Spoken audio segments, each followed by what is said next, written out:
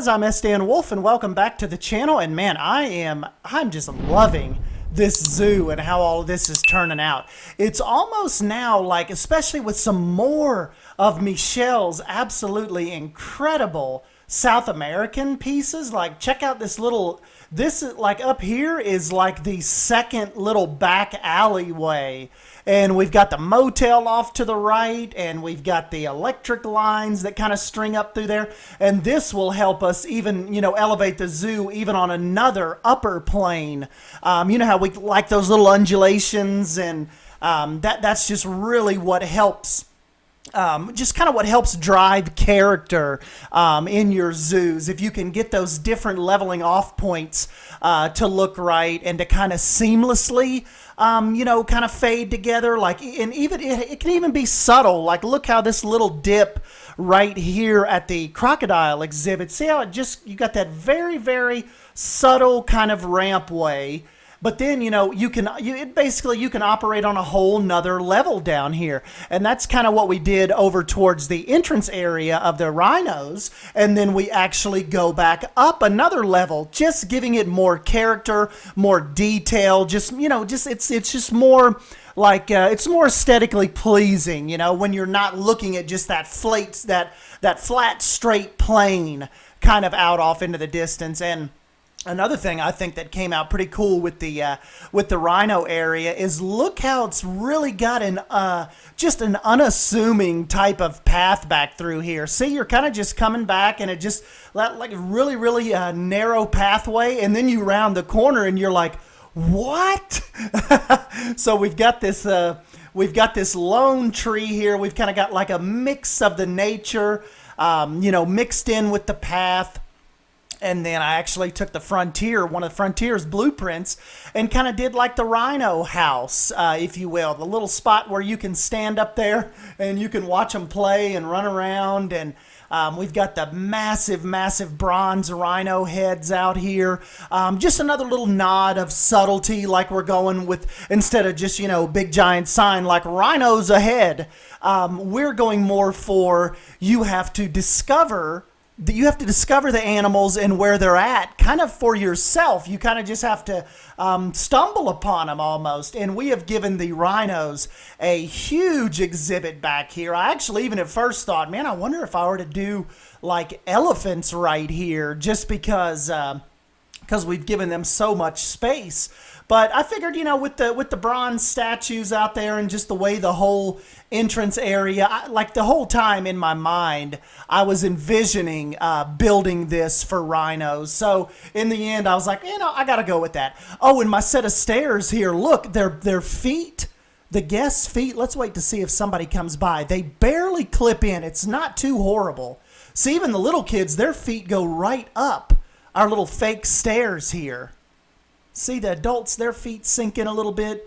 We've got the railing right here. I love how that turned out. That's how I'll do going forward, making the path steps just very, very like the smallest increment you can get at a time. And just look how your eye immediately trains right to those stairs. Like, and if we would have just made it, like if all of this would have been level going out into the rhino exhibit, and we would have lowered that even more, probably would, it wouldn't have been that big of a deal. Wouldn't have even really, it'd just been, okay, well, it's a lowered rhino exhibit. But with that set of steps, it changes the whole area, just because you don't see that a lot. It's, and the only other thing that's a drawback for me is, and one thing that I don't like is that's not ADA compliant.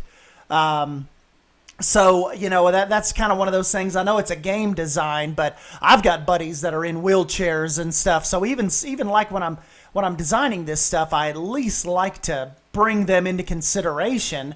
But sometimes when you're trying to come up with an idea with these stairs and stuff, and you take a little bit of liberties as far as the design goes in the video game. But nonetheless, we've got them some really good lookout points all out through here, and I think probably square footage wise, we still have to get the railing up and actually the wall over on that back end.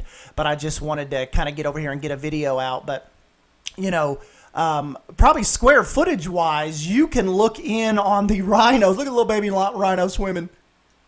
You can look in on them more than any other animal. Like we are 100% just you've got a 360 degree view of their lives. I think that is really cool. But we also made it to where they can, they can get back here, they can hide from this area.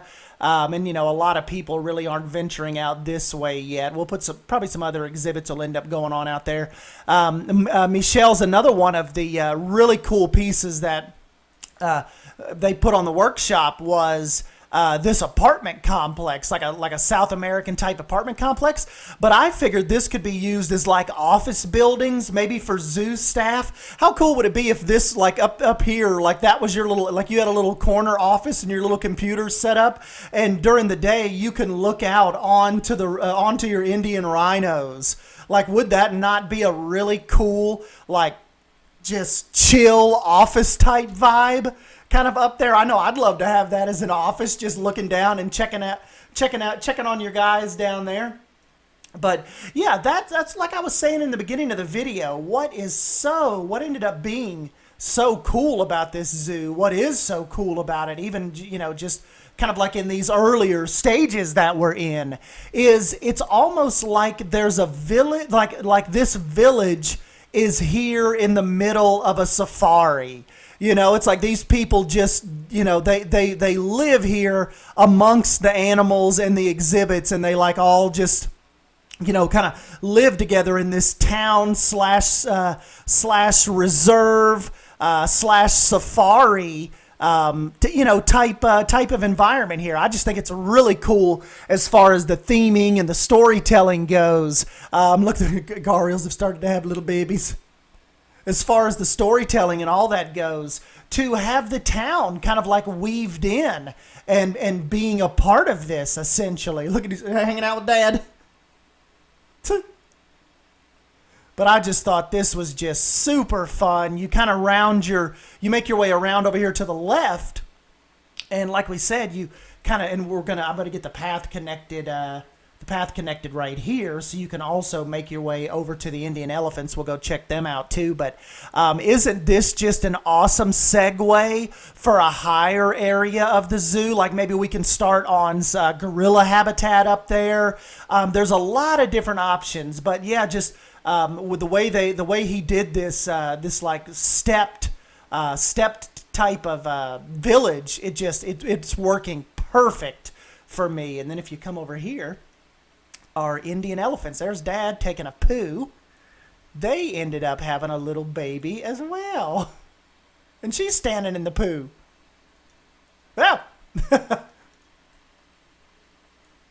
But it's been really fun watching her play. She does not get away from Mom too often. She'll play around a little bit, but for the most part, wherever Mom's at, that's where she's at, so... But, we'll have to come up with a really good exhibit, too, for our African elephants. I know you guys love seeing them. And anybody that's new, you might have heard me at the beginning of the video. We were kind of talking about implied exhibits. Well, not necessarily implied, but implied signage and what's going on back around this cove. This is kind of what we mean. Like with the rhino heads, we also have the elephant statues kind of pulling you this direction through this cave. And then when you make your way around over here, bam, you are right in here with the herd, essentially. I just thought that was really, really cool how this whole entrance area has come out. I don't know if the jaguars have had a cub yet. I think they may have. Yeah. Yes, I think they have. This is our little juvenile here. Really, really cute. Zapil. So I've kind of been building when she was a little cub. So, but yeah, they've been getting along quite well.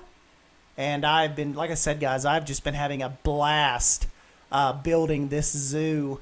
And I absolutely could not have. It would would not have looked like this without Michelle's help and Woody and everybody that I've used blueprints from. It's just been incredible how everything these guys put out has just it's just worked out so flawlessly, and the pieces have just ended up working. It's ended up working great. Every piece they put on the workshop that I decide to use, here's our orangutans over here, has just ended up working killer. And then so see, if you round your way over here past the orangutans, you kind of get over here to the saltwater crocodile exhibit, and you can make your way down in here and look at them underwater. And the big guys, they're over there on the beach right now. But and then look, even if you're down in here, look at Woody's tower, kind of over there in the right in the center of the park. It worked out as like a perfect little weenie, big weenie, right at the in the center, like the smack dab center right now. And this is our chimps. I found out they are called a community or a troop. Really, really fun to watch them. We need to get that pathway worked out to the inside cave, where you can watch them from the glass over there. Oh, and like I said, don't forget too, guys. Once this video is done, I'll finish recording this here in just a minute. Let me show you the Pygmy Hippos real quick. I think it's about to have offspring, so we'll have another little baby. Remember, this zoo is on the workshop right now, so you guys can go and really check this out for yourselves. And it kind of gives you a little more time than 15, 16 minutes that I give you, kind of just zooming around and looking around things really quick. You can just take your time and really get in here and look at all the details and the nooks and crannies and send me messages on things I've missed. But anyways, guys, yeah, this is had a real lot of fun with episode 8. We will continue on with episode 9 right now. Also be on the lookout for our second episode of our Red Dead Redemption 2 series. A lot of you guys ended up liking that. I thought a lot of you guys were going to say, hey, man, where's Planet Zoo? This sucks. I don't want to see this. But almost all of you guys were like, whoa, we didn't know you played this. Awesome. So that was really cool. That bit of feedback that I got from you guys on that first video, that really makes the difference. It's the feedback on if I ever do another episode, and with the feedback that I got from you guys and the interest in seeing that, we will definitely get that going. Now that I know you guys, look, this one's late for lunch. Now that I know you guys are into it and are definitely digging that series. So anyways, guys, I guess I will let you go get on here and kind of explore everything for yourselves and come back and let me know what you think. So I'm Sdanwolf, as always. Thank you for stopping by, hanging out, chatting with me, engaging with the videos, and don't forget to subscribe to keep up with more of this Planet Zoo mischief. And I will catch you guys in the next video. Thank you. See ya.